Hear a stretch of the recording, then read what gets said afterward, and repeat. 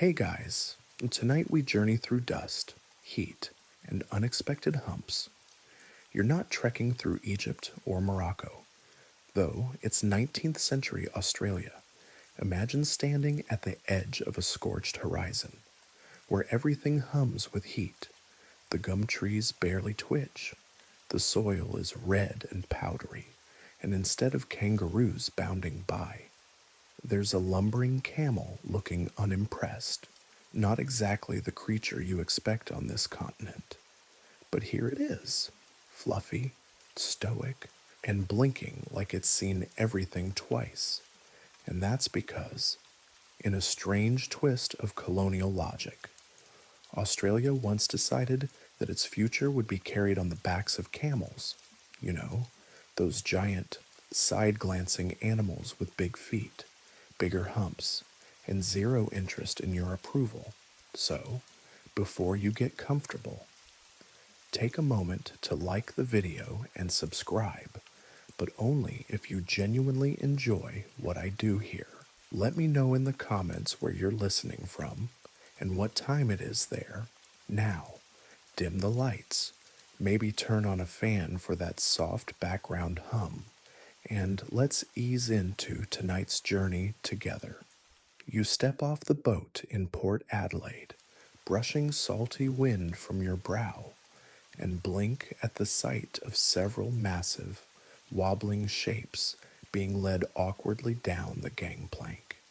Camels, real, actual camels, and they are not pleased. One of them bellows like it's being scolded. Another stares at the horizon like it regrets everything. It's 1840.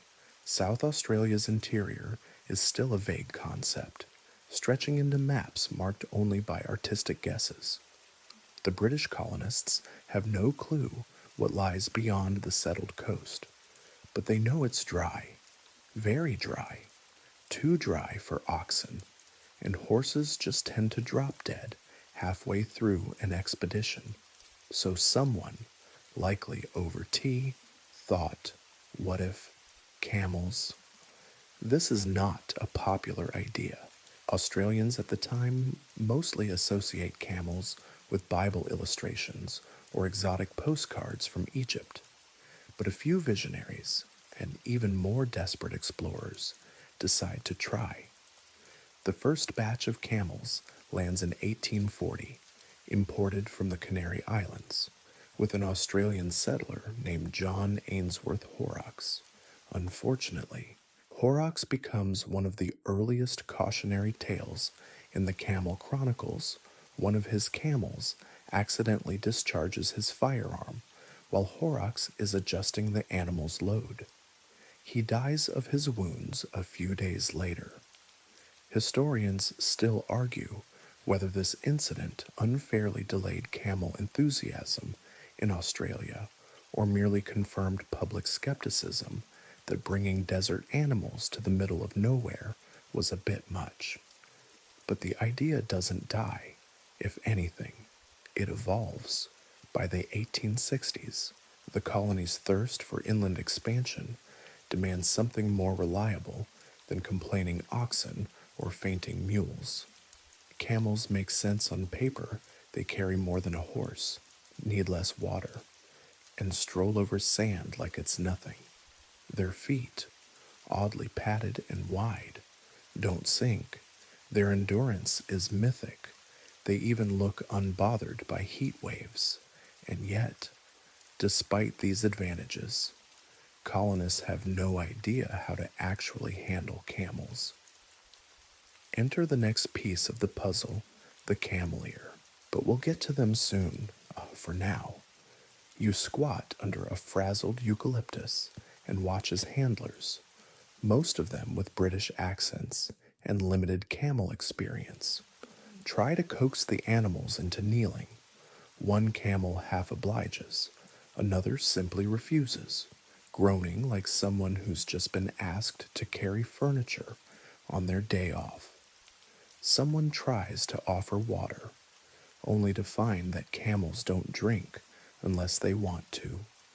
They can go a week without so much as a sip. and they're very aware of that fact. The colonial newspapers of the time are unsure how to describe the camels. Some refer to them as ungainly quadrupeds. Others marvel at their exoticism. A few just call them strange beasts. The public is torn between fascination and alarm. Children are told not to get too close. Horses, for their part, seem to think camels are demons in disguise.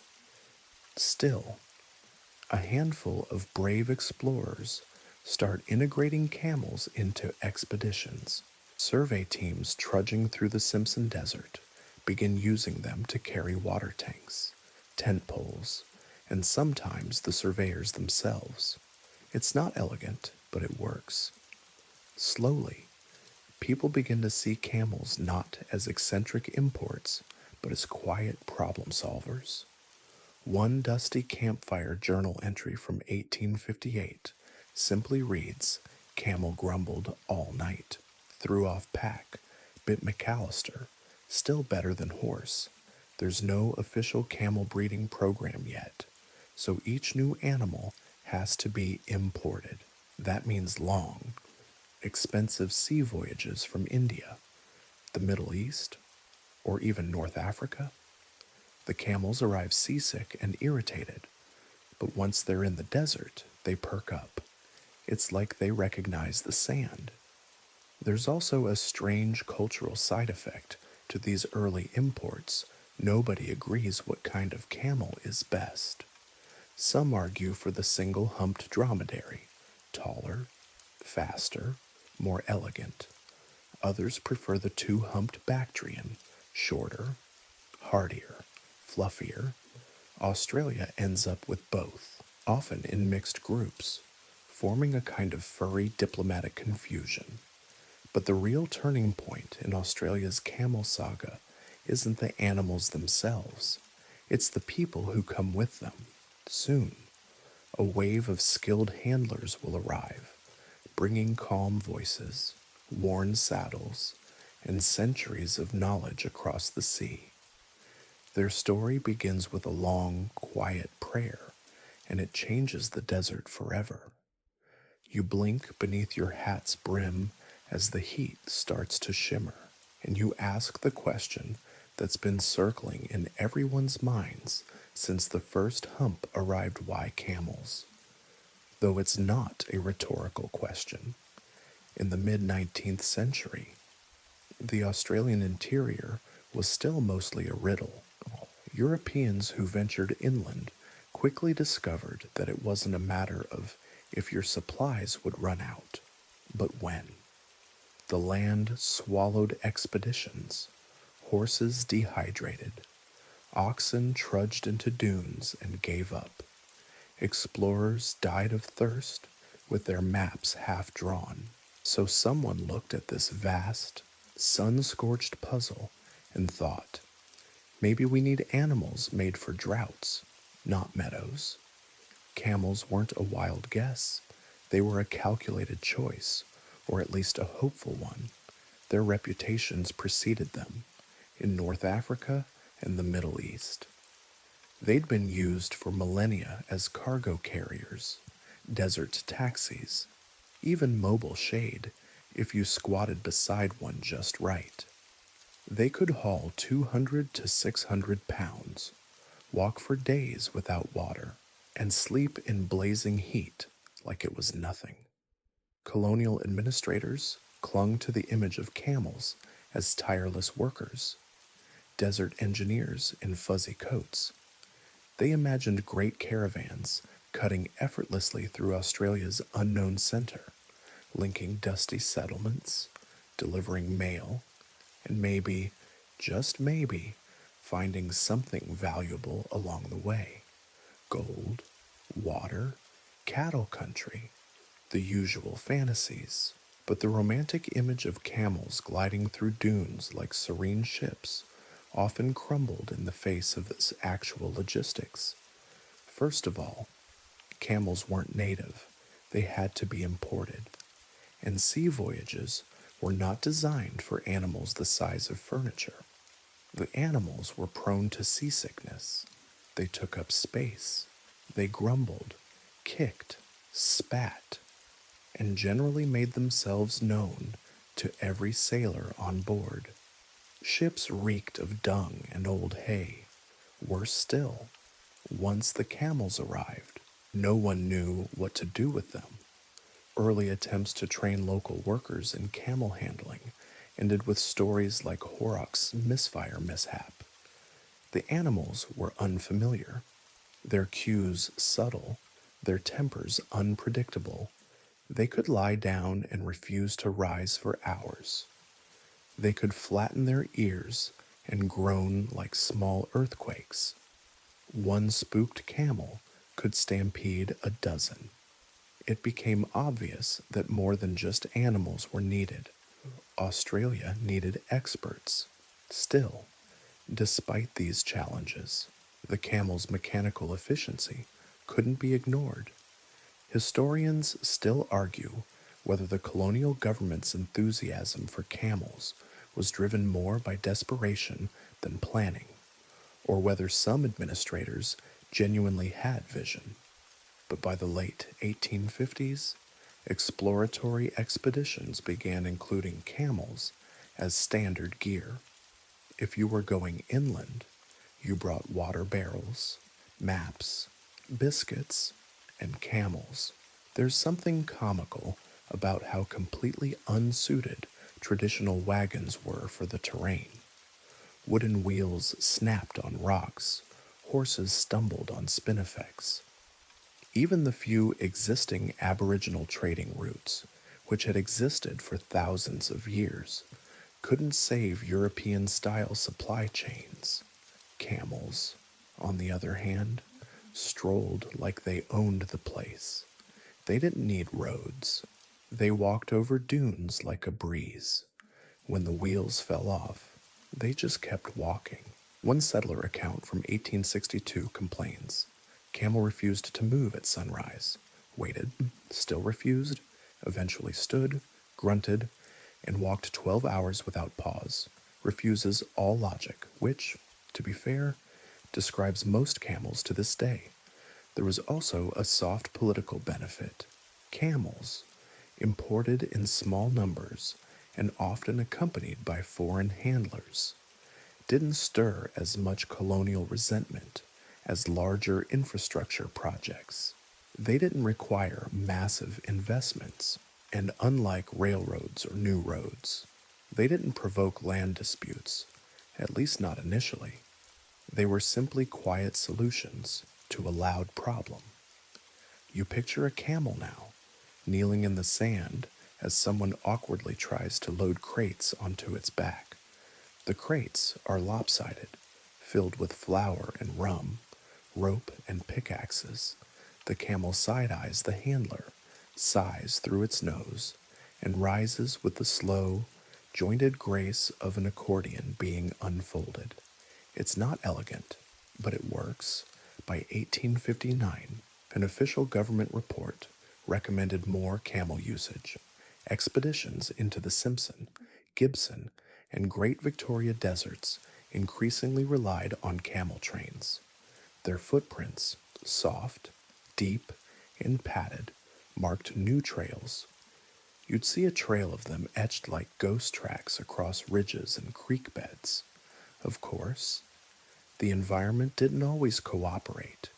There were prickly acacias, unpredictable floods, and temperatures that made compasses warp. But the camels, if anything, seemed to enjoy the drama. They basked in the heat, curled their legs under themselves at noon, and slept while the humans fanned themselves into a stupor. Another journal entry, now brittles in some archive box, reads, "Men restless, camp silent. Camel snores loudly, possibly dreaming, and while settlers adjusted to camel quirks, they were also adjusting their worldview.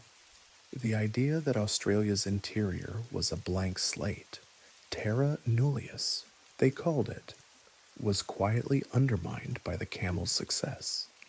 After all, if a North African beast could thrive here, Maybe this land wasn't barren so much as misread. It wasn't long before camels moved from novelty to necessity. By the 1860s, as more settlers pushed inward, these animals were hauling timber, telegraph poles, and mining equipment. They didn't complain as loudly as mules. They didn't bolt like horses. They worked sunup to sundown, pausing only to drink, a task they performed with unsettling gusto. One camel could down over 100 liters of water in a few minutes, gurgling like a slow, draining bathtub. At this point, Australians accepted camels with a kind of exhausted relief. They weren't loved, they were respected, they were dependable, but they still needed handlers, the kind of people who could whisper to a camel and have it listen. And those voices were just over the horizon, praying quietly, stepping onto docks, and bringing centuries of desert wisdom with them. You hear them before you see them, soft-voiced men in loose robes speaking Urdu, Pashto, Dari, and Arabic. They disembark from steamers with quiet dignity, stepping onto unfamiliar soil already carrying centuries of sand in their bones. The Afghan cameleers have arrived. The term Afghan was a colonial catch-all. These men came from across South and Central Asia, present-day Afghanistan, Pakistan, northern India, Iran. Some were Pashtun, some Baluchi, others Hazara or Punjabi Muslims. Their homelands stretched along ancient caravan routes, and many had worked with camels since childhood, in their sun-squinting gazes. There was little romanticism about camels, only expertise. They landed in Adelaide, Fremantle, or Darwin, and then disappeared inland, hired by governments, contractors, or independent explorers. Most were under short-term contracts, 3 to 5 years, with the understanding that they would return home when their work was done. Some did, many didn't. You walk beside one now, a wiry man in a pale turban, a string of prayer beads in one hand and a long stick in the other. His voice is low, melodic as he calls to the camels in tones that shift between commands and endearments. He whistles, clicks, and mutters, and somehow the animals listen. The cameleers weren't just animal wranglers. They were navigators, scouts, mechanics, water diviners, and impromptu diplomats.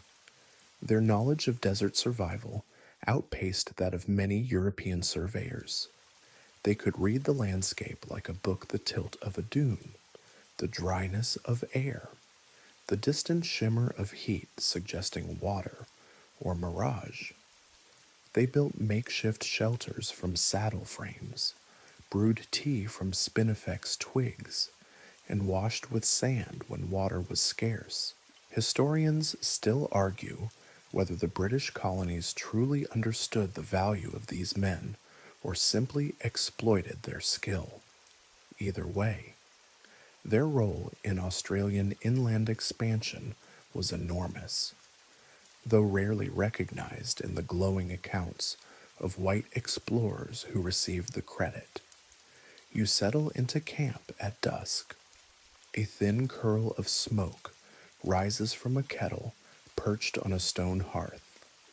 The cameleers pray quietly in a small cleared area, their shoes removed, foreheads touching the red earth. Their camp is neat, their animals hobbled, their saddles stacked in a quiet pyramid of wood, wool, and rope. There's a dignity in their routines. Camels are brushed and checked for sores. Saddles are mended with sinew or thread. Water is rationed. Meals are modest, flatbread, lentils, dried fruit, but shared with hospitality. Yet their presence draws suspicion. Colonial society, built on hierarchy and distance, doesn't quite know where to place the camel ears. They are not white, not indigenous, not convict, not free settler. Their religion, Islam, is often misunderstood, if not feared. They dress differently, speak differently, worship differently. Some towns impose curfews, others ban camel ears from entering entirely. And yet, those same towns depend on their goods, delivered across hundreds of blistering miles. One outback joke at the time the camels arrive before the mail coach, and don't need a pub halfway. Despite their essential role, cameliers lived in the margins. They established camps outside towns, built their own mosques, and formed tight-knit communities in Mari, Broken Hill, and Alice Springs. You'll still find remnants crumbling prayer halls, grave markers with Arabic inscriptions, and oral histories passed down through local families. Perhaps the most touching legacy is the mosques. Many were simple, made from corrugated iron or mud brick, but they faced Mecca, had prayer rugs, and stood as quiet assertions of faith. The mosque in Mary, built around 1861, is believed to be the first permanent mosque in Australia. It stood alone on the edge of town, the call to prayer carried only by wind and memory. There were other softer contributions. Dates, cumin, cardamom, and lentils made their way into remote Australian kitchens. So did chai, brewed strong and sweet, often over a campfire, camels aside. The cameliers introduced flavors and customs that lingered long after their contracts ended, and their relationships with Aboriginal communities were surprisingly cooperative. Both groups understood the land in ways colonial authorities did not. While some cameliers kept to themselves, others formed friendships, shared knowledge, and even married into indigenous families.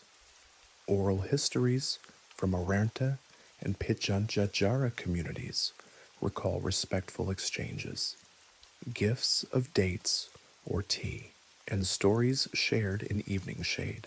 Still, the cameliers' place in history remained ghost-like. They were everywhere, on every supply line, every telegraph route, every mining track, but rarely mentioned by name. Even the term Gons, later applied to the famous railway stretching from Adelaide to Darwin, remembers them only in abbreviation. You watch one camelier wrap his headscarf tighter as the wind picks up. He offers you a cup of sweetened tea, gestures for you to sit. The camels murmur nearby, shifting their weight, chewing slowly in the rising moonlight. In this quiet, you realize something. This isn't just about camels. It's about people who knew how to live in the desert, long before the colonies thought it conquerable. People who brought not just animals, but ways of thinking, resilient, patient, tuned to land and rhythm. And tomorrow, they'll rise before dawn, offer prayers, and lead their beasts into another horizon, the red dust curling quietly behind. The sun has barely cracked the edge of the horizon, but already the camel caravan is moving. You shuffle your feet into your boots and follow, blinking away sleep as the long line of animals and men snakes silently cross the sand. This isn't some loud, dramatic expedition. It's a soft parade. No wheels creaking, no horses snorting, just the whisper of padded feet over dirt and the occasional groan from a camel who doesn't appreciate early mornings. Camel caravans became the veins of inland Australia, with no proper roads and railway lines only beginning to creep toward the heart of the continent. These caravans delivered everything from mail to mining gear to missionaries who underestimated the outback. Without camels, some settlements would have withered. With them, dusty dots on the map became surprisingly functional outposts. You walk behind the caravan now, counting the camels. 18, each one loaded with gear, rolled canvas, sacks of flour, water casks, kerosene tins, bundles of fencing wire, and, occasionally, an entire disassembled windmill. Camels could carry between 150 to 300 kilograms each, depending on the terrain and temperature, and unlike oxen, they didn't need grass. They happily chewed salty shrubs and dried leaves, and they didn't mind if it hadn't rained in weeks. One handler rides a camel side saddle, his long stick tapping the flanks of any slowpokes. Another walks, leading his group with gentle clicks of the tongue. They don't shout. Camels don't respond well to yelling. You have to ask nicely, and sometimes more than once. The pace is slow, about 3 kilometers an hour, but it's relentless. These caravans covered hundreds of kilometers over the course of weeks, threading between waterholes, aboriginal trading paths, and stars. Historians still argue whether these cameleer-led journeys were more efficient than the later railways. Trains were faster, yes, but they also broke down, required coal, and didn't handle sandstorms well. Camels, they just blinked through it. There were dozens of routes. One popular line stretched from Oodnadatta to Alice Springs. Another ran westward toward Coolgardie, supplying the feverish gold fields. Cameleers kept detailed mental maps. There were few reliable cartographic resources for these regions, and passed knowledge orally. They knew which rock formations indicated water nearby, which creeks were safe to cross after rain, which shrubs the camels would refuse to eat. At night, the caravans camped in flat depressions, the kind that cradled wind but avoided flash floods. Camels were hobbled with rope or chain, not because they'd bolt, but because they might wander 12 kilometers just looking for a tastier bush around the fires. There was little singing, just murmurs in Urdu, prayers in Arabic, or the gentle rasp of blades sharpening. Occasionally a joke, often at the camel's expense. One cameleer claimed his lead camel only understood insults. Another insisted his best worker was born in a storm and afraid of nothing but frogs. You crouch near one of the animals now, watching its massive chest rise and fall as it chews. Unhurried, there's a rhythm to them, a calming predictability. Even the spitting, when it happens, feels oddly methodical, targeted, disdainful, never random. Every few days, the caravan passed through a town or lonely station. Children came running, eyes wide. Most had never seen animals this big or this strange. They stared at the saddles, the bright fabrics, the odd shapes. Some townsfolk offered coins for a ride. Others kept their distance, wary of both beast and handler. Still, the impact was undeniable. Remote communities received goods, letters, and even medicine. One newspaper in 1889 dryly remarked that camels had done more for inland communication than a dozen committees and 4 government offices combined. But camel caravans weren't just for cargo. Sometimes they carried people, surveyors, missionaries, government agents, scientists looking for lizards. Occasionally, a bored journalist joined the march, only to write long, poetic complaints about the lack of tea and the camel's breath. And yes, that breath was an issue. Camels burped. They chewed cud. They exhaled through their noses with a force that could flutter a tent flap, but they never stopped walking.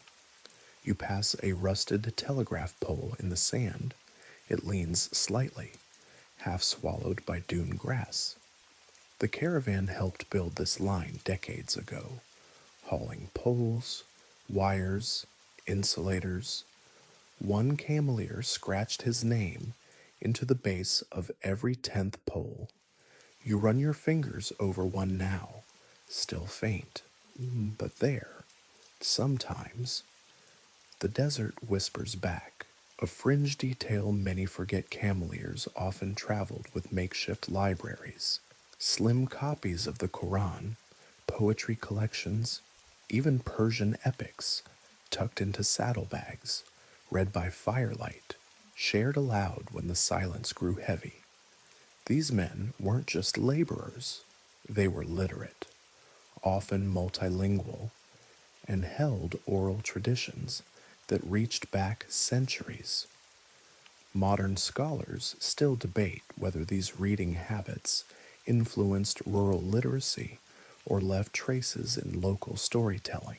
Some outback folktales carry eerie similarities to old Persian fables, animals that speak in riddles, men who vanish in mirages, clever fools who triumph by kindness.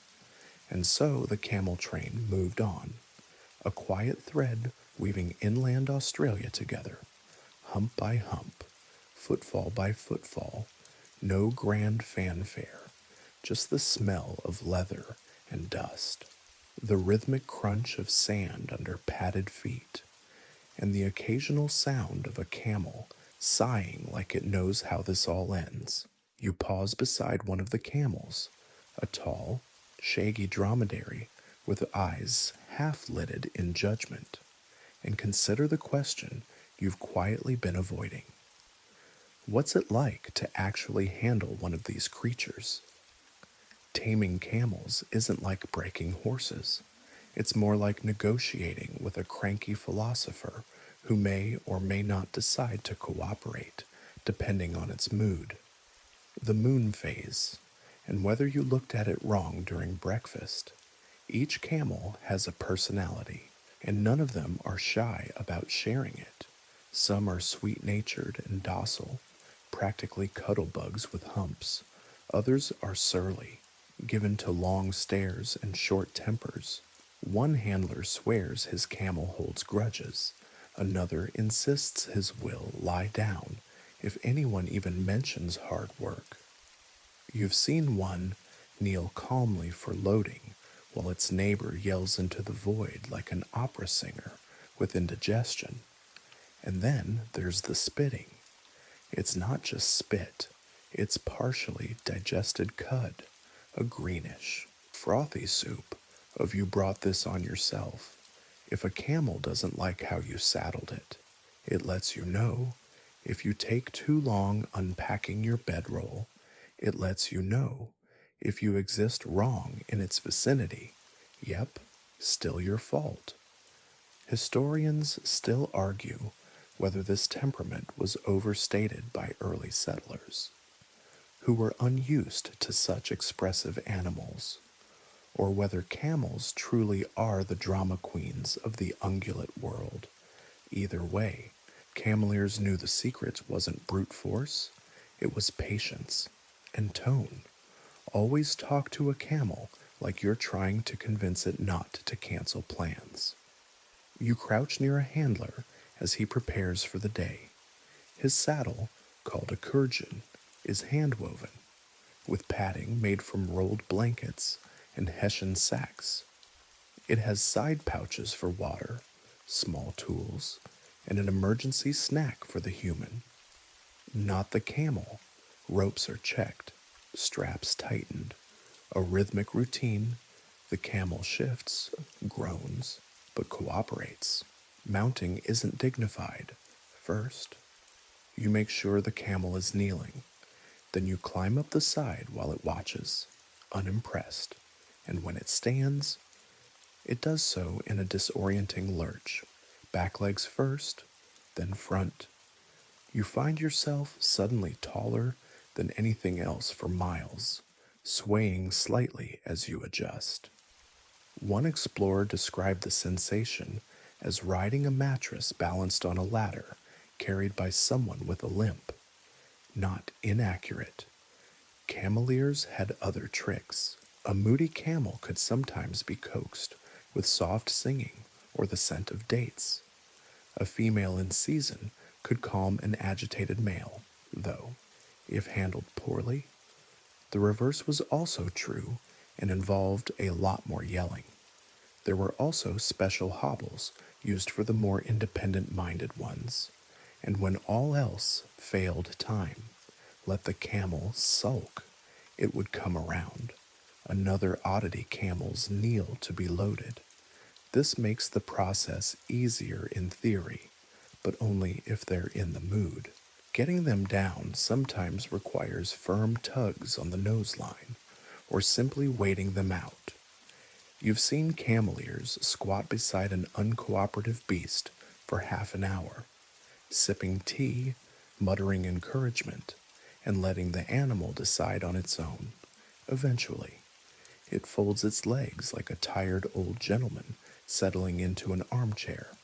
You reach over now, brushing the side of one camel's neck. Its fur is wiry but warm, sun-soaked. It doesn't move, just huffs, blinking slowly as if to say, yes, fine, this is acceptable, despite all the quirks.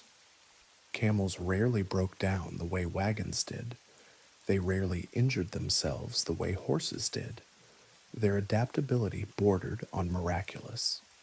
They could eat thorny acacia without flinching, go without water for days, and walk through sandstorms with their eyes half shut, like it was just another Tuesday. When they did fall ill, cameliers used a mix of herbal remedies, observation, and quiet prayers. There were even specific desert plants said to restore a camel's appetite or soothe its joints, of course. This level of care didn't mean colonists saw them as pets. Camels were valuable assets, yes, but they were also part of a rough world where injuries, exhaustion, and environmental hazards were common. Still, there are stories of cameliers walking beside aging camels who could no longer carry loads, simply because the animal had once been loyal. One particularly famous tale tells of a camel named Bhopal who, after 10 years of service, was retired by his handler and allowed to live in quiet leisure near a desert waterhole. Locals say he greeted passing caravans like an old neighbor watching traffic. And while Australians grew more used to the sight of camels, they never stopped being a little weird. They'd show up in places you didn't expect. One was seen tied outside a pub. Another wandered into a cricket match and refused to leave the pitch.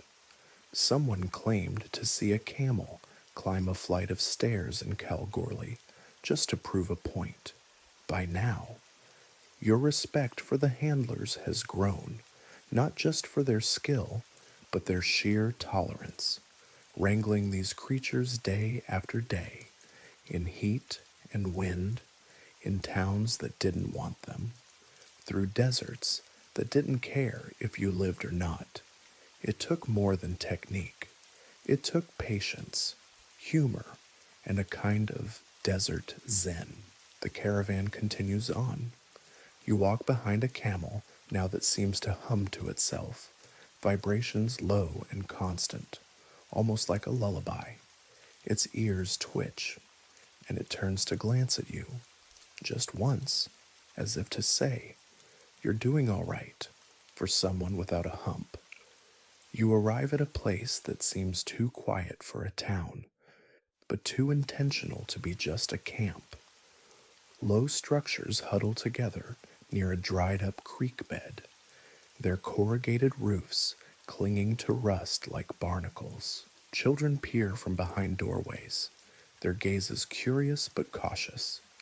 And in the distance, there it is, a small building with a crescent moon above the doorway. Made from mud brick and humility, it's a mosque, quiet, sun-baked, and beautiful in its stillness. These desert towns weren't just way stations, they were homes for cameleers.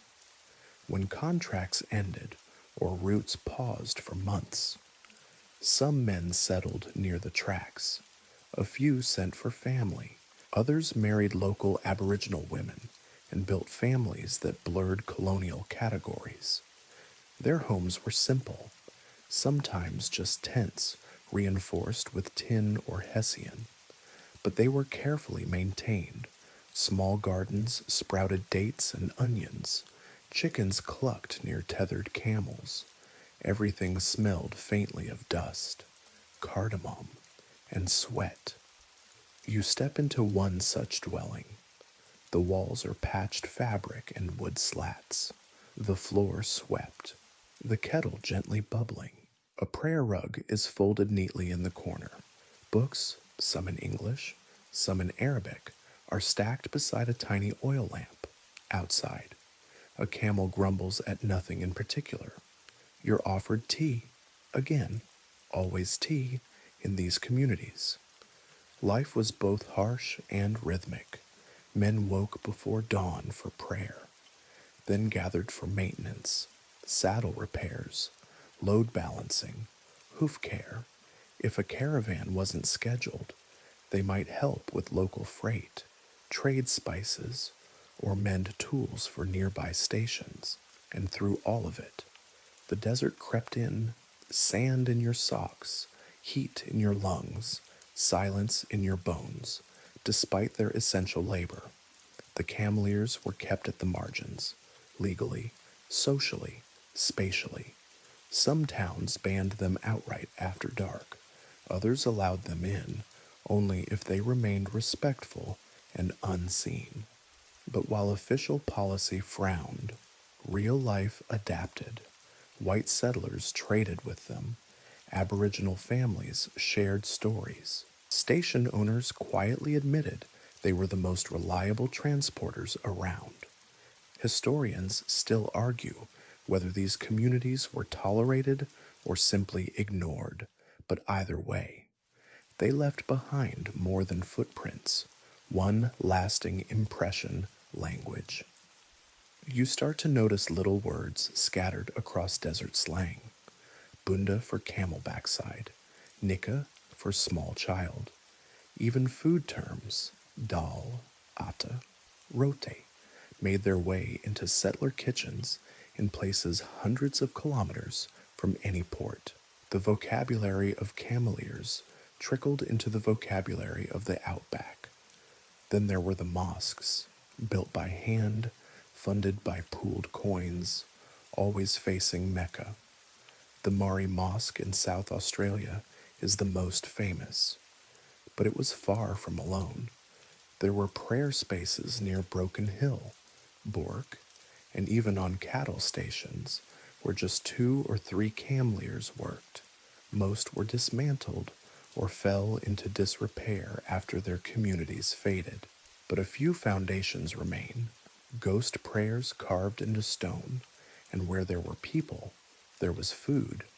Cameleers grew dates and pomegranates where they could, using seeds brought secretly in coat linings. They introduced lentils, chickpeas, and cumin to local palates. One elderly woman from Udnadada once recalled, "He made a stew with spices I never smelt before. I thought it was magic. It made my husband cry. A strange sort of magic. Yes, the kind that settles into kitchens and stays for generations." Some cameleers also brought music, flutes carved from reed, songs passed from father to son. These melodies were rarely recorded, but some early anthropologists wrote of low, lilting sounds at dusk that drifted from desert camps. In one rare interview from the 1930s, a descendant recalled her grandfather humming a lullaby in Farsi while stroking his camel's nose. You pause outside the mosque now. Its roof has collapsed, but the walls still stand. Inside, the sun casts long stripes through the broken beams. Someone left a note here once, long after the prayers ended. Scratched into the stone with a nail, Allah sees the desert too. What's quietly remarkable is how much of this history nearly disappeared in school books. The camel story is sometimes told, but the cameleer story is often skipped. The men who walked beside the camels, who carried water on their backs, who prayed beneath unfamiliar stars, many of them vanished from the official record as if they were never here. But they were. They built things, quiet things, mosques, saddles, trust. Their descendants still live across the continent. Some bear names that echo old tongues, some pass on camel jokes and spice recipes. Others visit the ruins with curiosity. Standing in the same red dust their grandfathers once crossed, and all the while the camels watched some patient, unhurried giant, chewing witnesses to a history that never made the headlines but carried the country anyway. The camel's feet leave perfect, round impressions in the dust as you walk beside it, following a faint trail across the baked crust of a salt pan. There's no breeze, just the heat humming quietly around your ears and the distant clink of metal against saddle. You're in the middle of the nowhere between some place you don't remember and another you haven't reached yet. But the telegraph line cuts across the sky like a horizon tether. That line wouldn't be there without camels. In the 1870s, Australia launched one of its most ambitious infrastructure projects, the Overland Telegraph Line, a single strand of wire stretched across nearly 3,000 kilometers of empty interior, connecting Adelaide to Darwin and, by extension, Australia to the rest of the world. You could send a message from the southern colonies to London and get a reply before lunch. Revolutionary, impressive, and deeply reliant on creatures who couldn't care less about telegrams. Camels carried the poles, the glass insulators, the wire coils, and even the blasting powder needed to dig through rocky ground. They moved in caravans, sometimes dozens deep, led by cameleers who understood both animal and earth. The work was slow. It had to be. You don't rush a camel unless you want a week of passive-aggressive grumbling. Surveyors set the route. Camels brought the supplies. Laborers erected the poles. And somewhere in the middle, a camel named Pasha refused to carry insulators unless someone sang to him. His handler eventually trained an apprentice to hum badly on purpose, just to keep the load moving. Historians still argue whether the cameleers who supported the line were ever properly compensated or credited. Most weren't. Their names rarely appear in the records, but their fingerprints are in the sand, alongside broken wire and the bones of dead campfires. You reach a clearing now, once a telegraph repeater station. The walls are gone, but some stonework remains. You step over a rusted tin plate. Nearby, a sun-bleached camel saddle rests under a scrub bush, like someone meant to come back for it, but never did. The cameleers not only supplied these stations, they helped build them. When workers fell ill or deserted, it was the camelmen who fetched help, brought medicines, or just waited. They were reliable in a world that frayed easily. And then there was the surveying. To map Australia's interior was an act of stubborn optimism. European maps up until the late 1800s often filled the inland with blankness, dotted lines, or speculative features like possible lake or likely desert. Camels changed that. They could go where horses failed, and their handlers could read landscapes colonial scientists considered unknowable. You lean against a tree, bent sideways by wind, and recall an expedition led by Charles Winnicott in 1873. His team used camels to chart portions of the Northern Territory, identifying waterholes, ranges, and soils. While Winnicott got the headlines, the Cameliers made it possible. One even navigated back to base camp after a dust storm blinded the rest of the crew for 2 days. It wasn't always glorious. Sometimes camels carried bundles of wire, only to find that a planned station site had flooded. Sometimes they lugged crates of equipment 400 kilometers only for a team to decide they'd made a math error and needed to start over. One diary entry from a telegraph worker reads, "Camel stared as I dropped the plans into the fire. I'm fairly sure he knew I'd made a mistake. But this wasn't just about maps and messages. Camels also helped survey political boundaries, lines that still define state borders today. If you've ever looked at a map of South Australia and wondered why it has such strange, straight edges, well, thank a camel. These expeditions weren't glamorous. Men slept on the ground, under thin canvas, swatting at flies. The food was bad, the heat worse, and yet progress crept forward, pole by pole, print by print. The telegraph line was completed in 1872. The wild interior was, at last, connected, sort of, for all its achievement, but the line still broke often. Storms snapped wires, termites ate poles, vandals sometimes cut the cords, just to see what would happen. And each time, someone had to fix it. Guess who carried the gear? That's right. Camel mail, camel wire, camel everything. You imagine a cameleer arriving at a broken line, examining the split wire, and nodding as if to say, "Yes, humans again." Then he unpacks the tools, drinks a ladle of water, and gets to work. And perhaps most touching, camel mail delivery. Some remote stations received letters, parcels, and even newspapers via camel train. The process could take weeks, but it was dependable. Camels didn't get bogged in mud.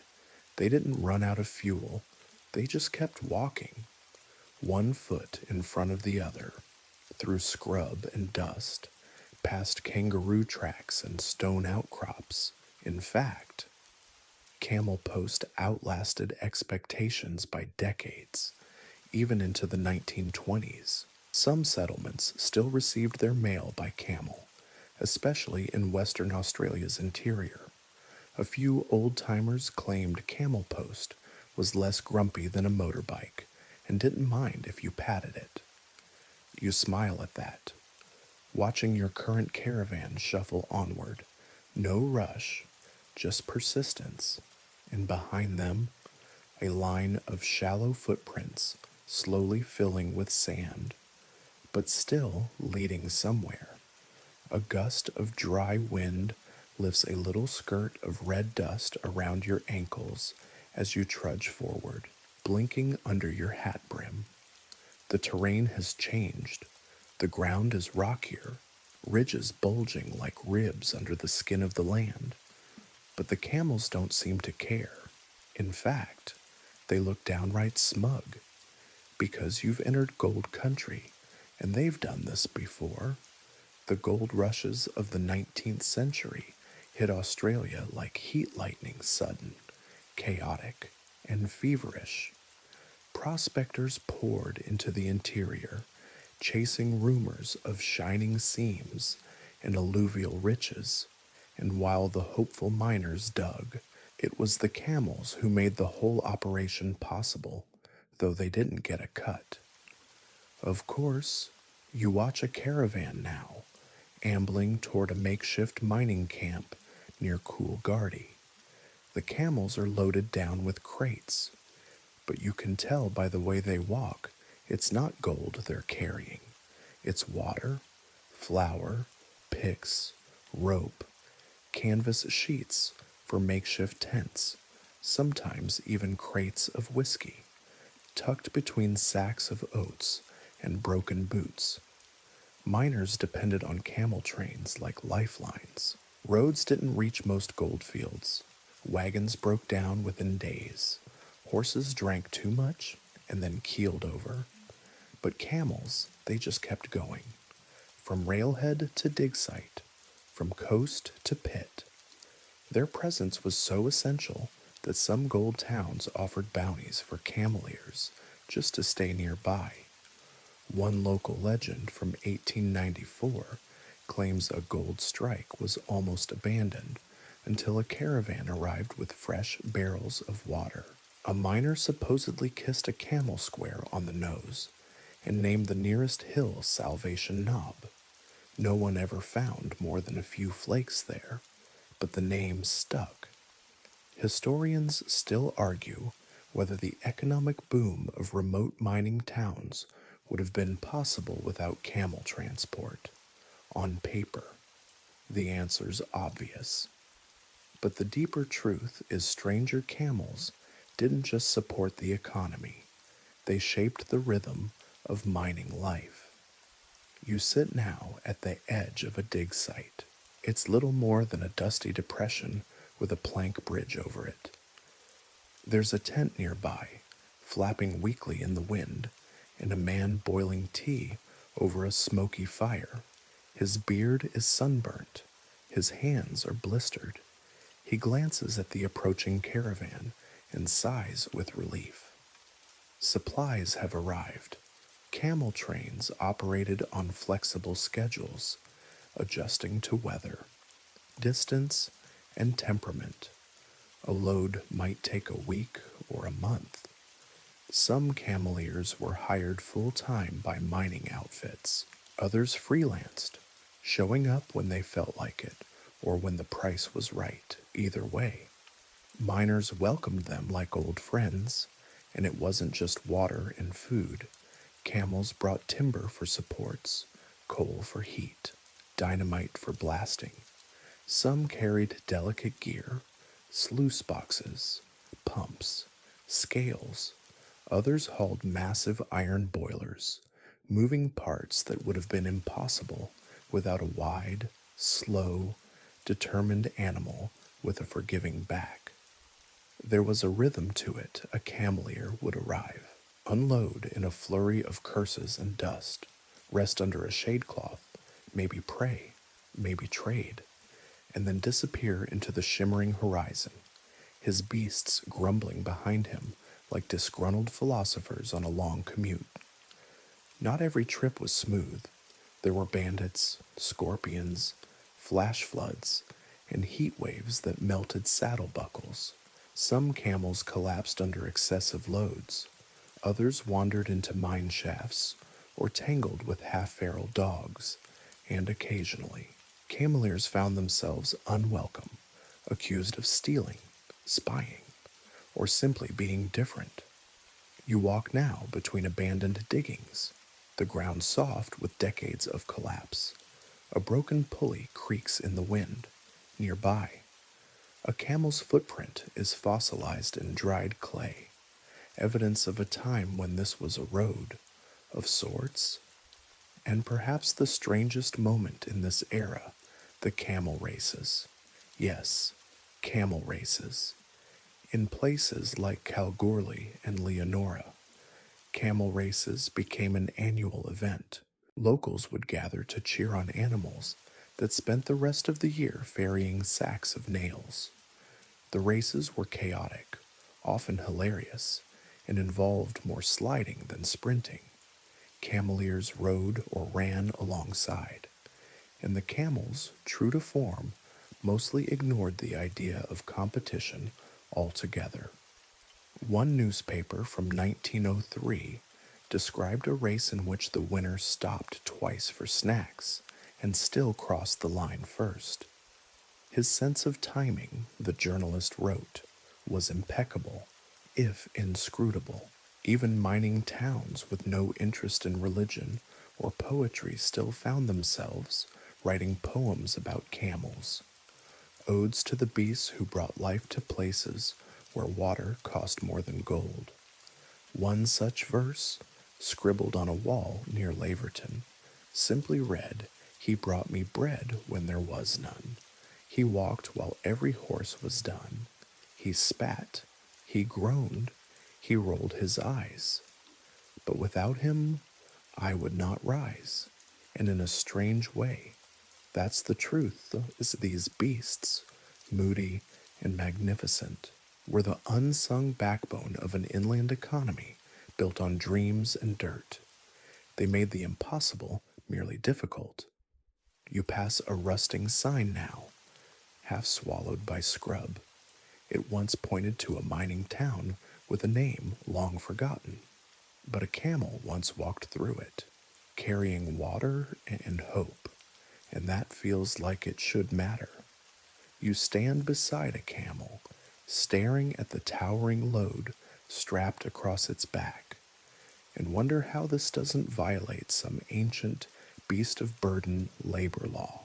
There's no wheelbarrow in sight, no wagon, just the impossible architecture of bags, boxes, tins, and bundles tied with ropes and optimism.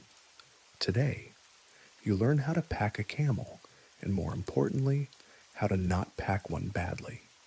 Camel packing wasn't a matter of guesswork. It was a practiced, precise, and occasionally dangerous ritual. Every cameleer had their own style, passed down through desert lines of tradition. A well-packed camel walks straight and silent. A badly packed one groans, buckles, or explodes into passive-aggressive protests that can last all afternoon. You watch as a handler spreads a thick, felt saddle pad across the camel's back, smoothing out wrinkles with care. It's not just for comfort. It protects the camel's spine from the hard timber frame of the saddle. The saddle itself, often handmade from local wood, is a strange skeletal contraption, more structure than seat. It looks like something salvaged from a shipwreck, but it's surprisingly effective. Then comes the loading. Each side must be perfectly balanced, not just in weight, but in shape.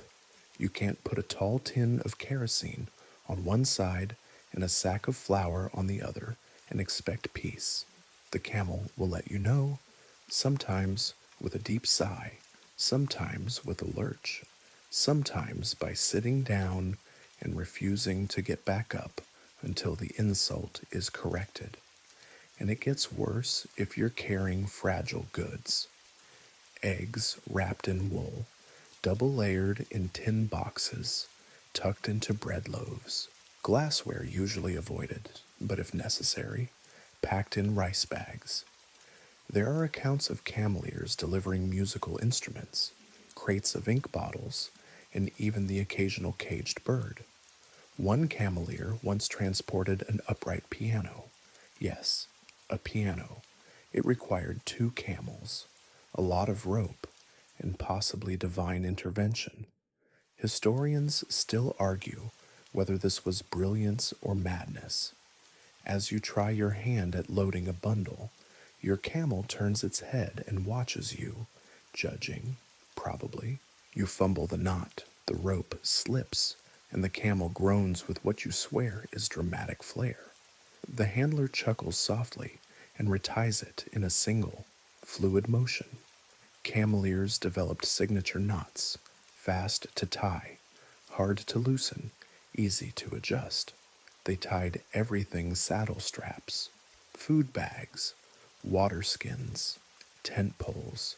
Their rope skills bordered on sorcery. Some knots could hold 100 kilos of swaying cargo, steady over 50 kilometers of rocky terrain. Then there was water management. Camels didn't need to drink every day, but when they did, They drank like the world was ending.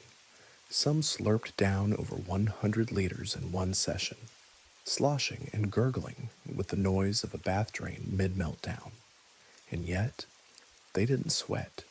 They simply radiated slow, smug coolness. Cameliers had to plan around this. They often carried extra water, not for the camels, but for the humans, who were considerably more fragile. Water tins were lashed high on the saddle, far from the camel's unpredictable tail. One diary from 1892 mentions a spilled barrel, a day's worth of searching for a spring, and a camel that snorted like it told me so. Packing also included feed.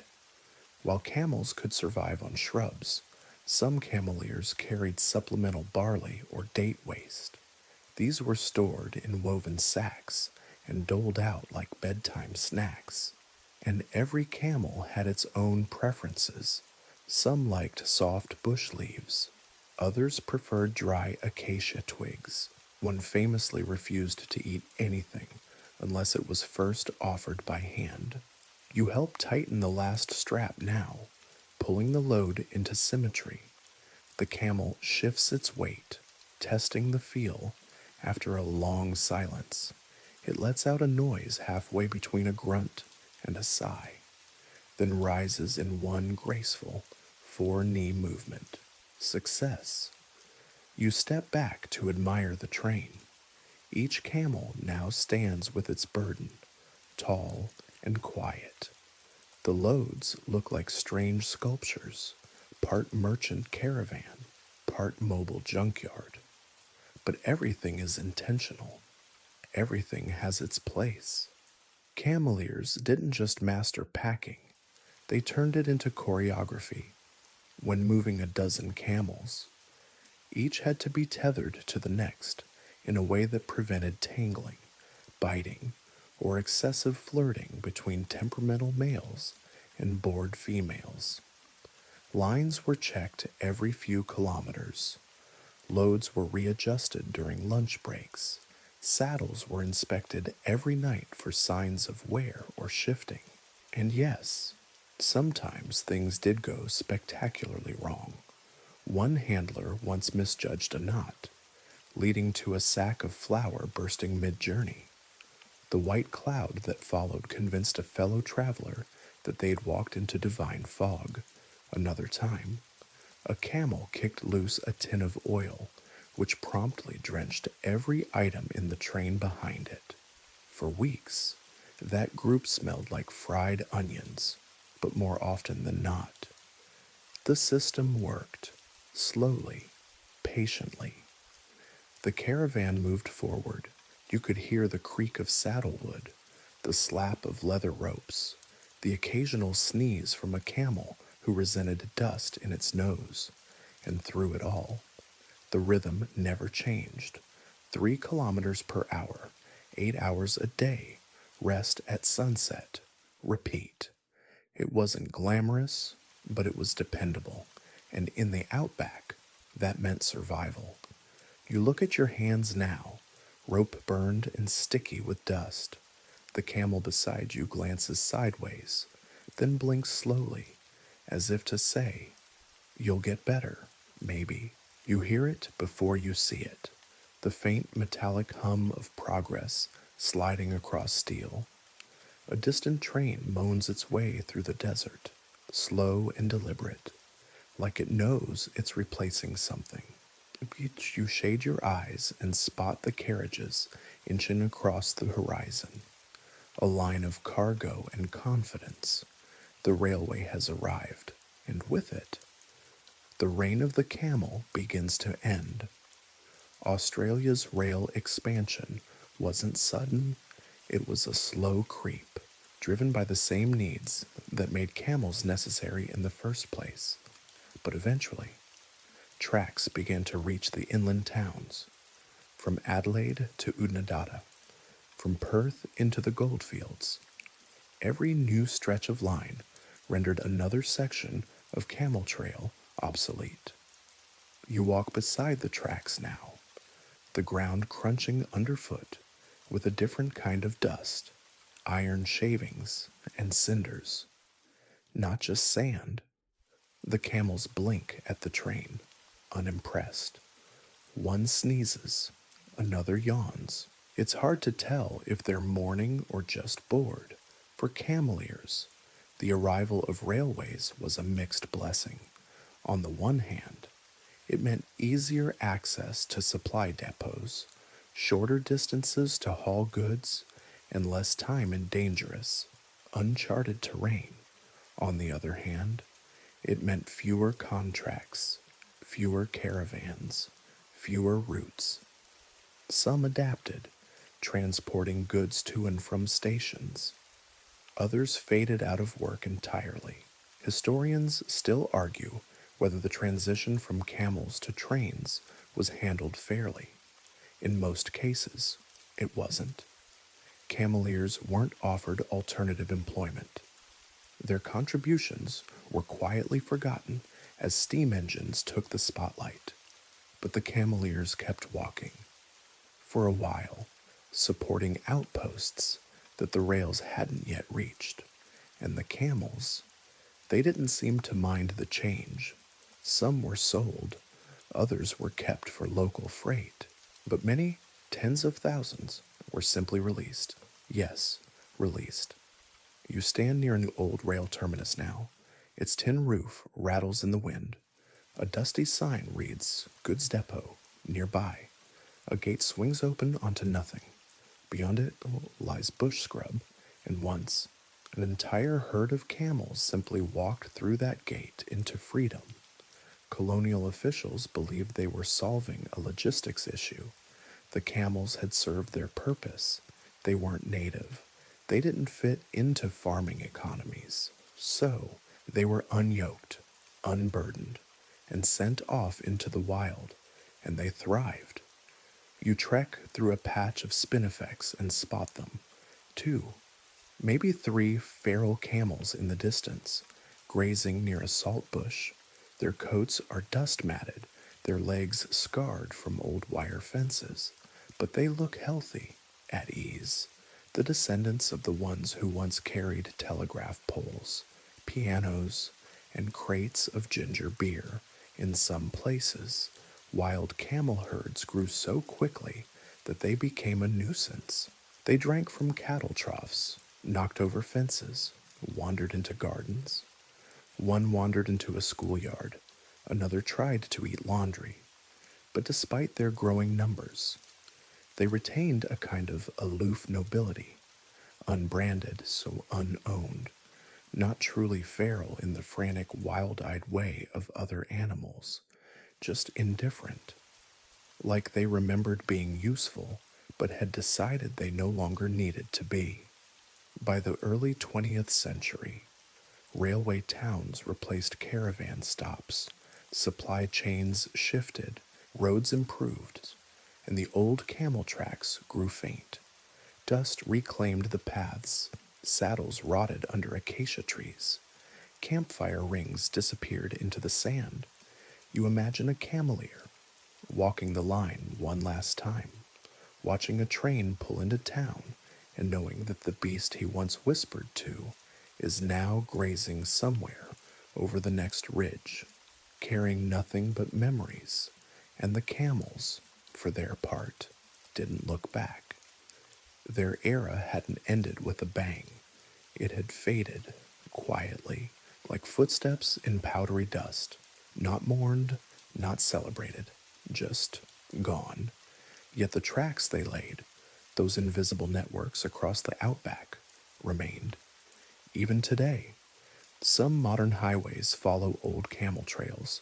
Some remote fuel depots are built on former caravan camps.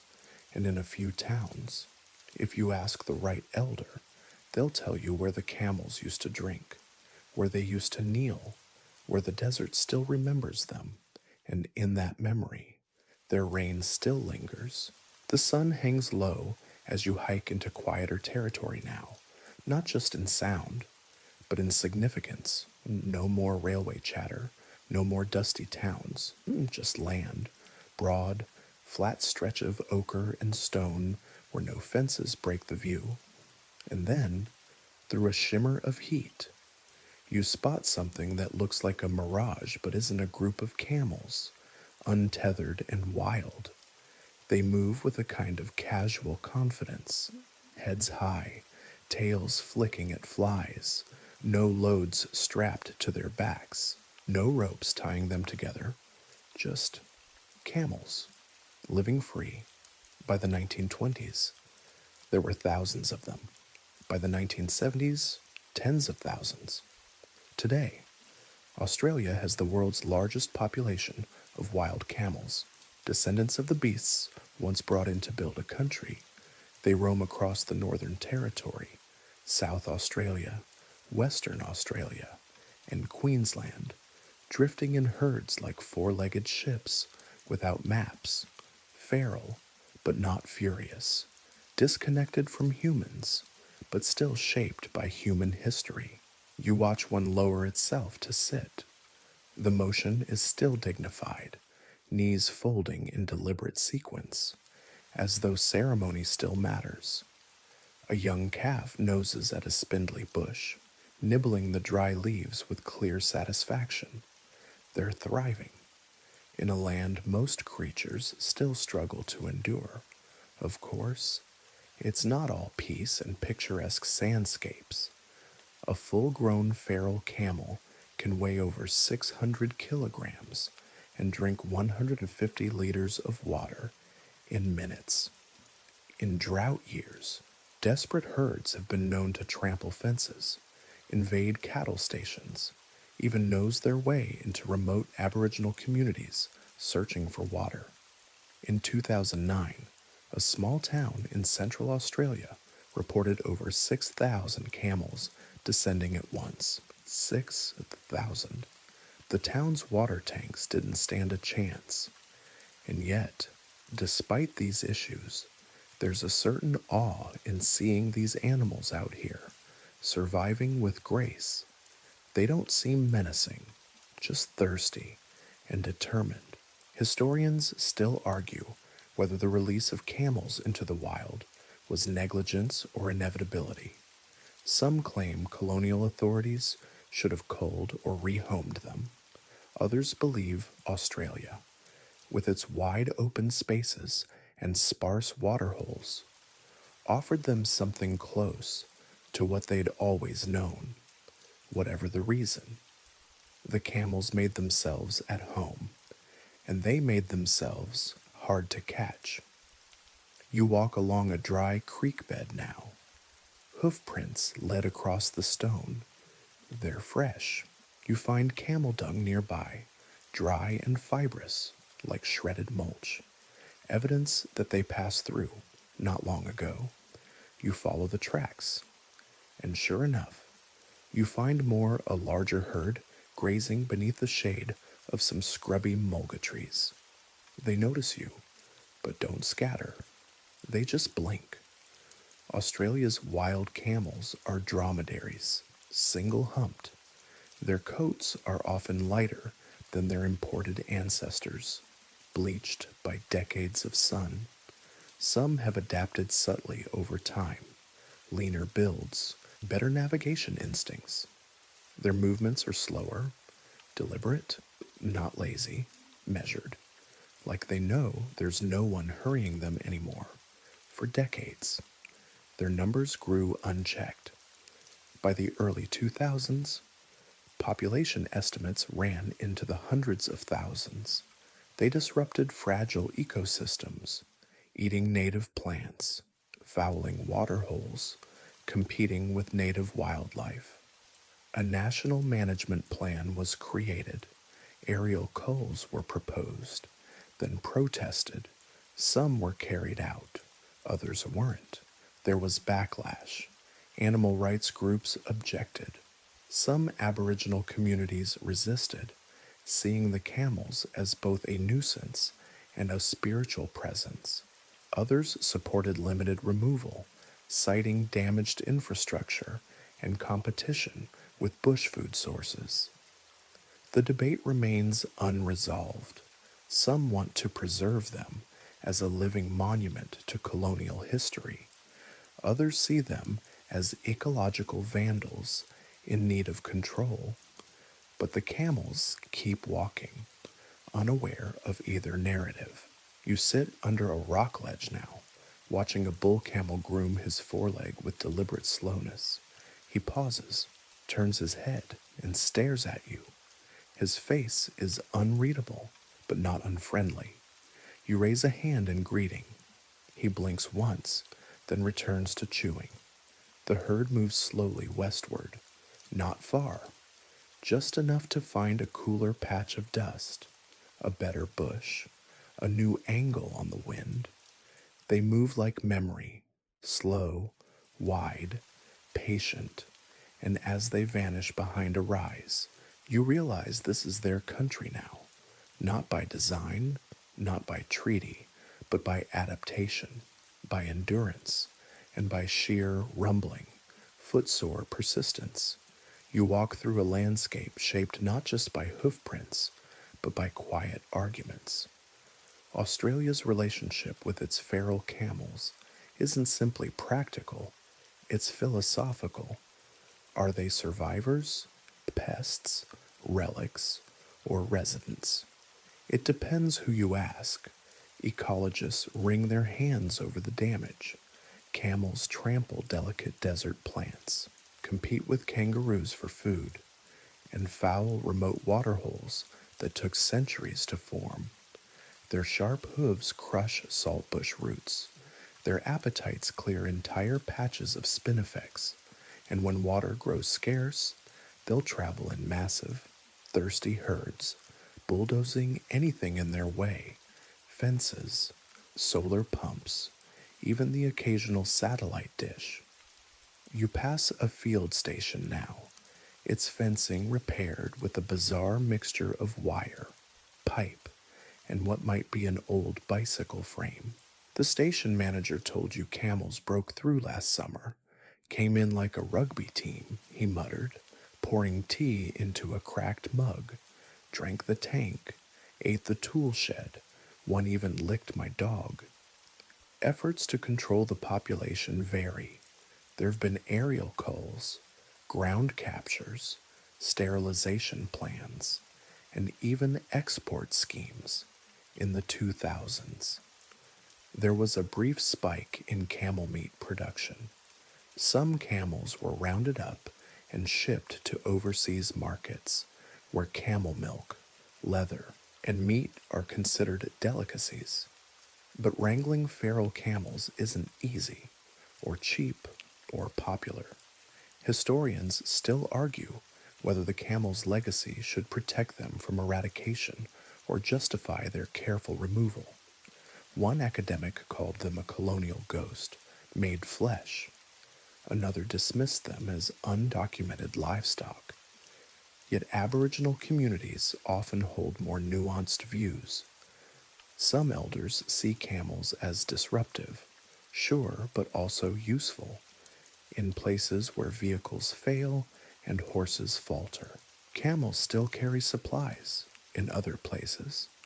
Camel tracks are used to mark seasonal shifts, indicating where water might remain or when certain plants are ready to harvest.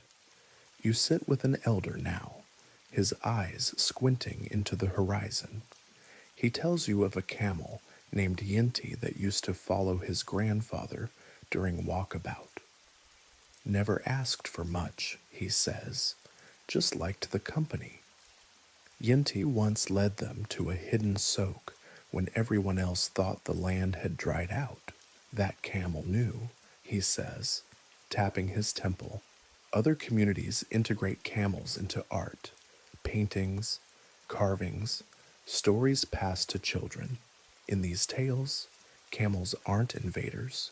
They're curious newcomers who stayed too long and forgot to leave. Sometimes they're tricksters, sometimes saviors, always thirsty. You walk now through an open basin where two tracks meet, a faint trail and a deeper trench where water once ran. Camel prints cut across them both. Some are fresh, others have faded, You follow one set, mostly for the rhythm. Then there's the tourism debate. In the 1990s, some remote towns held camel festivals, races, parades, even camel beauty contests, though judging criteria varied wildly. Some preferred symmetry, others celebrated the grumpiest face. Tourists took rides, kids posed for photos, camel cupcakes were sold, though they did not contain actual camel. You pass a defunct gift shop now, its sign faded and flapping. A cartoon camel still grins above the door.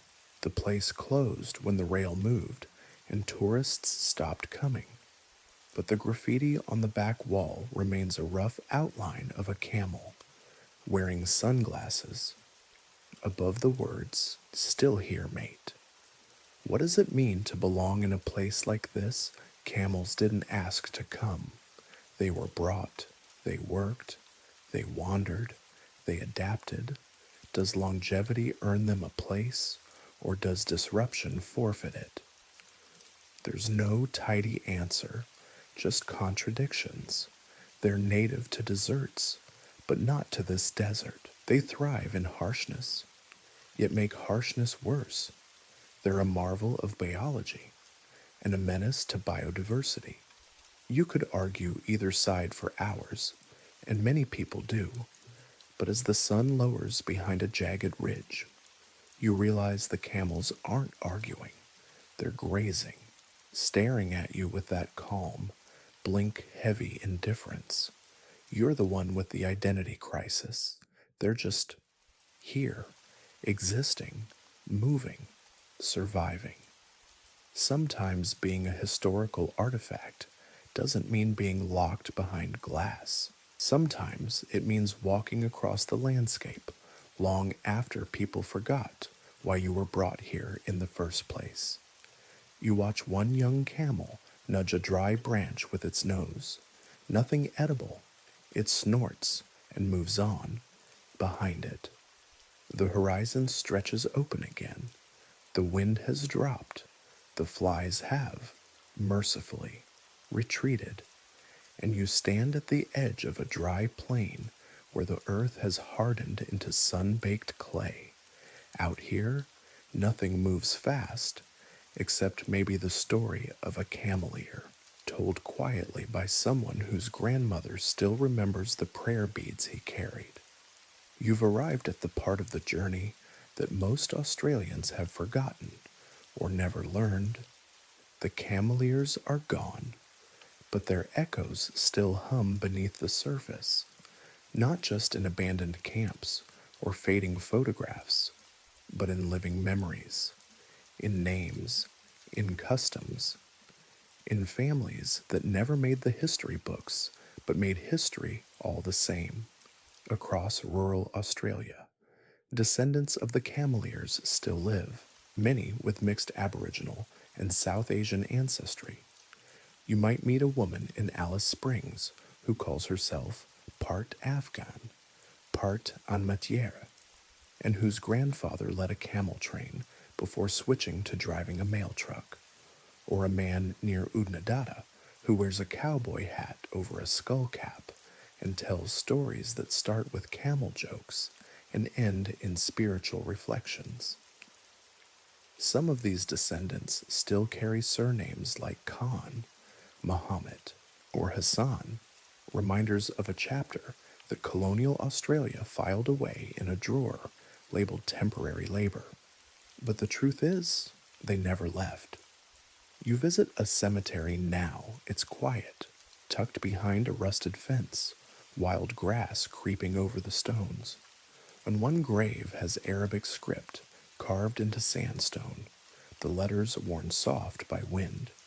It belonged to a cameleer named Gul Muhammad, who arrived in 1897 and died in 1950. He never left the outback. His children became drovers. His grandchildren built homes here. He is buried facing Mecca, not far away. Another grave simply reads, Abdul Karim, faithful handler, rest now, brother. Historians still argue Whether the Cameliers were truly accepted into Australian society or merely tolerated, the answer, as usual, is neither and both.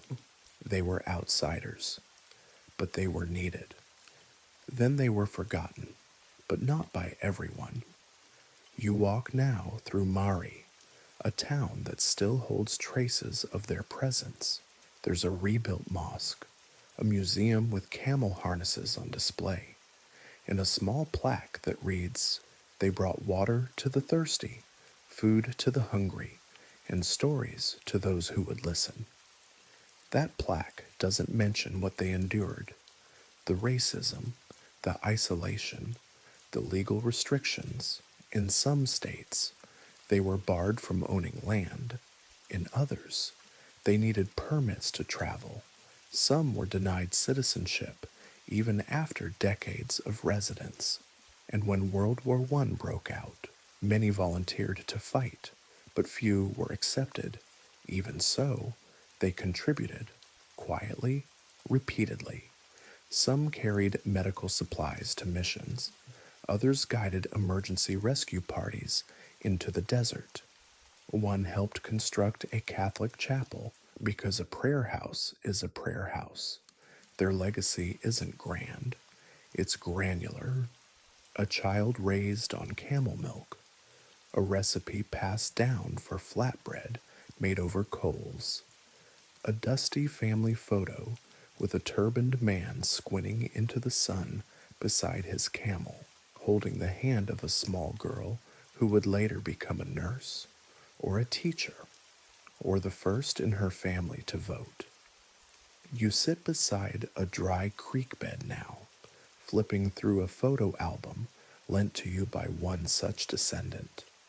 The pictures are yellowed, their edges curled, but the faces are clear.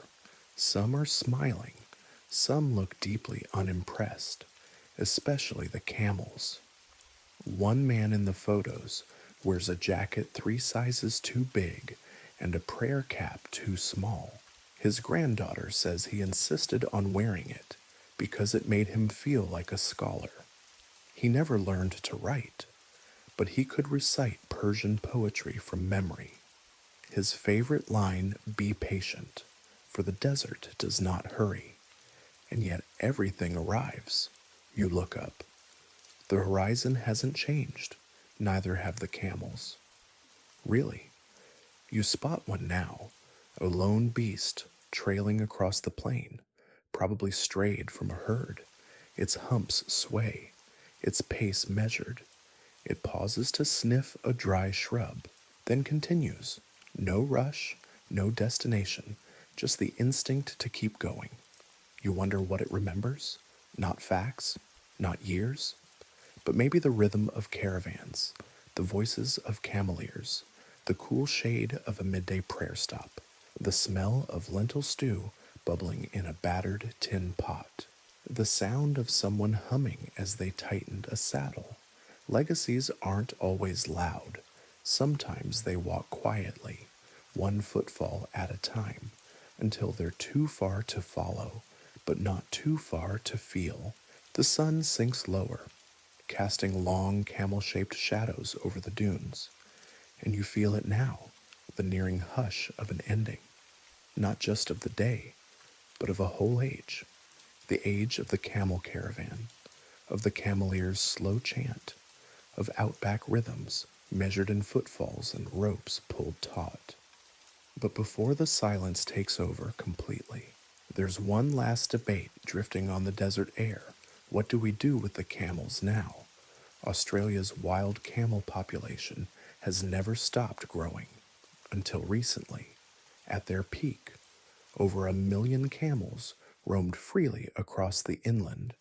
They drank, grazed, bred, and walked in circles through thousands of kilometers of land that once carried only emus and wind. But as climate change, land use, and population pressures rise, camels are becoming a question mark with legs. Are they threats to the ecosystem? As some ecologists insist, are they forgotten workers owed a gentler retirement, Or are they neither, just animals, doing what animals do? Long after humans stopped giving instructions, you walk through a research station now, low buildings surrounded by solar panels and antennas. A biologist in a wide-brimmed hat tells you they've tagged 100 camels with GPS collars. We want to understand their movements, she says, tapping a screen that shows red dots crawling across the map. They follow food, of course, but sometimes they do unexpected things, like revisiting old wells, or circling abandoned mission sites, or lingering near the ruins of mosques long gone. We had one camel, she adds, that returned to the same dead tree for 4 years straight. We still don't know why. Historians still argue whether these patterns are coincidence or instinct, but they whisper of memory, if not meaning, like the animals remember something the humans forgot. Some communities are trying to preserve that memory. There are camel farms now, responsible breeding operations that raise camels for milk, meat, and tourism. You visit one near Alice Springs, where a former camelier's grandson offers rides through the scrub and sells camel milk lotion with a label that reads proudly outback, proudly odd.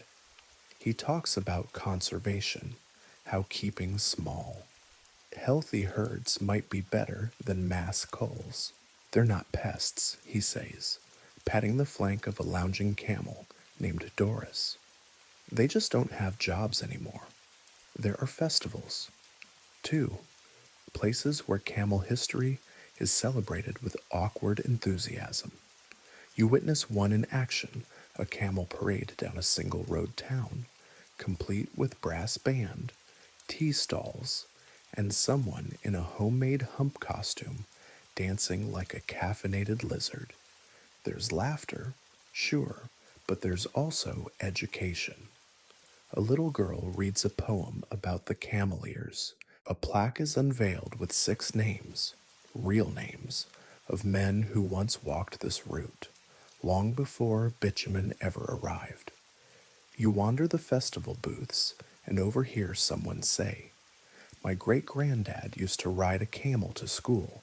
Another person adds, "Mine used to own a camel, named it Trevor." There's a pride here, a scruffy, boots in the dust sort of pride, of being descended from people who knew how to coax a snorting beast into kneeling with nothing but a word and a bit of bread. And among it all, you realize this history isn't gone, it's just quiet, like the animals that carried it, like the prayers offered in the dark before dawn, like the footprints erased by wind, but never really forgotten. You hike a final ridge before sunset. At the top, you spot a group of camels silhouetted against the orange sky, standing still, backs straight, faces turned slightly toward you. They don't move, they don't flee, they just are. You wonder what they're thinking, if anything. Maybe nothing, maybe everything. One of them lifts its head, lets out a low, buzzing groan, and then continues chewing on a bush so dry it might just be air with thorns. They don't need an audience. They've seen empires arrive and leave. Trains, cars, drones, scientists, tourists, and still they walk, not for glory, not for conquest, just because walking is what they've always done.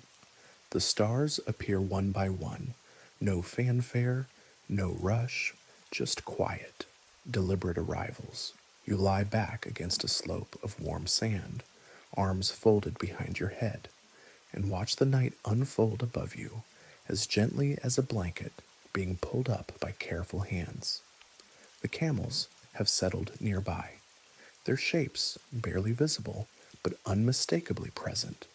A huff here, a deep groan there, occasionally, a long exhale that sounds oddly content. and you realize this is what it was like almost every night for the Cameliers. No engines, no buzzing streetlights, just stars, beasts, and breath. You think again about those men, those Afghans, as they were generically called, though many weren't Afghan at all.